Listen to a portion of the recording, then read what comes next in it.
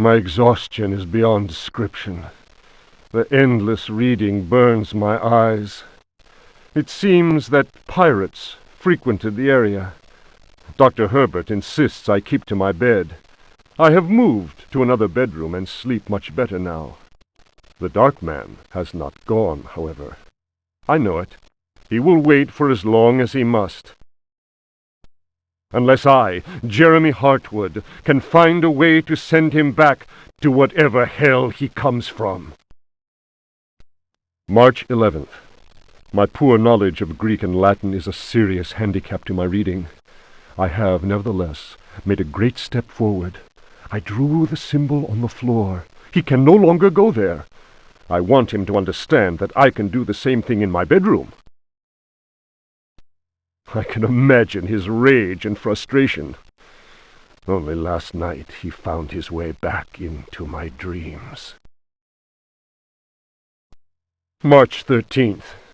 The translation will seriously dent what money I have left. I cannot paint.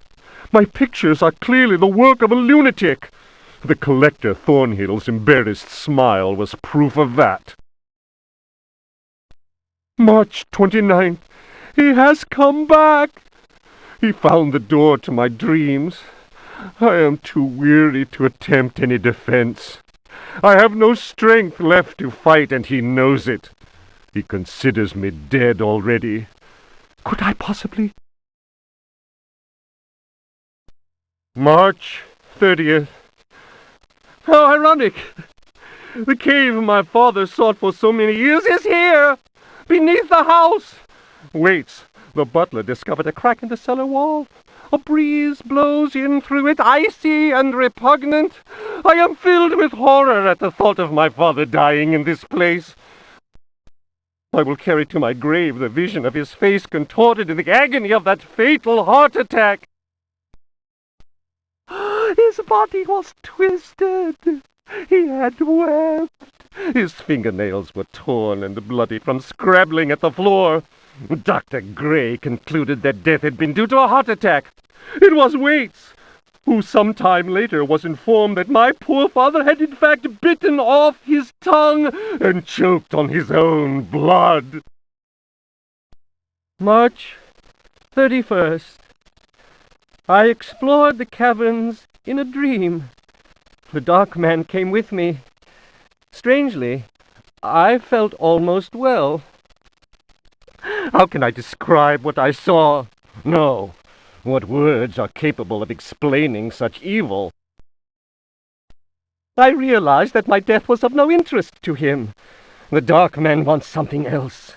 He seeks a body. His avid servants are now free. I am the cause. It is almost funny. A curse is on Derceto. From the foundations to the very rooftop, I can no longer struggle, let alone eradicate the evil that grips the house. The end is very near, I can feel it. I have taken the decision to... May he who finds this diary pray for my soul.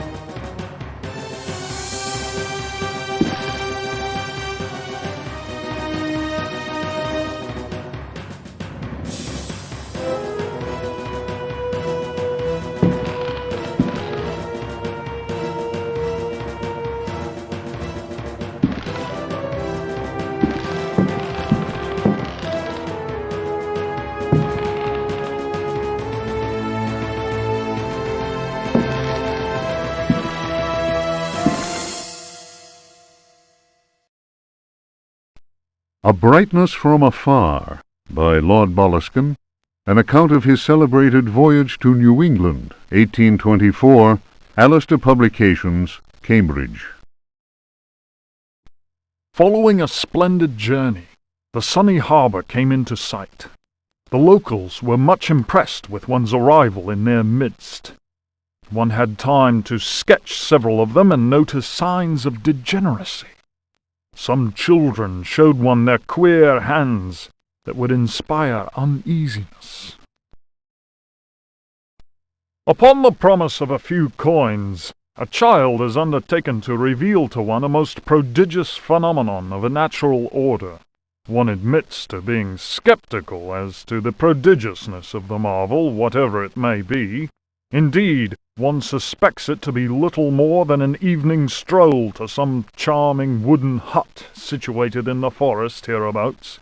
One will none the less go, for it is always well to submit to such local enthusiasms. One admits to being somewhat flabbergasted. The Milky Way shone like the fires of the apocalypse from the inky celestial vault.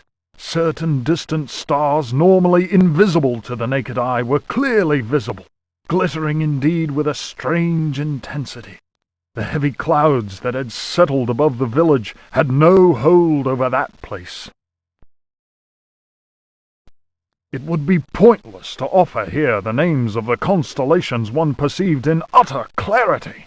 Apart from the interminable length of such a list, one might conceivably risk being charged with exaggeration. The cross cast its shadow on the ground. The sea in the distance was dead calm. Tonight, one will return to that spot and draw those stars. Tomorrow night, one will at last see Halley's comet in all its brilliance. The youngster will carry torches, despite one's developed sense of direction. Honed by years of travel, one feels incapable of finding one's way through the dark forest unaided.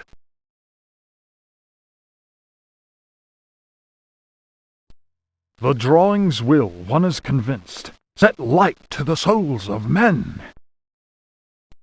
Such a moon! One lost count of the craters, so sharply was their definition. Loath as one is to seem excessive in one's appraisal, one cannot but feel that the forest clearing is indeed a place outside the common laws of time and space. Surely it is not an hallucination. How strange to consider that idle conversation, some research in the British Museum, and a voyage to this backward village should culminate in so astounding a discovery. It may be that others have noticed the extraordinary nature of that place. How else could one explain the presence of that cross?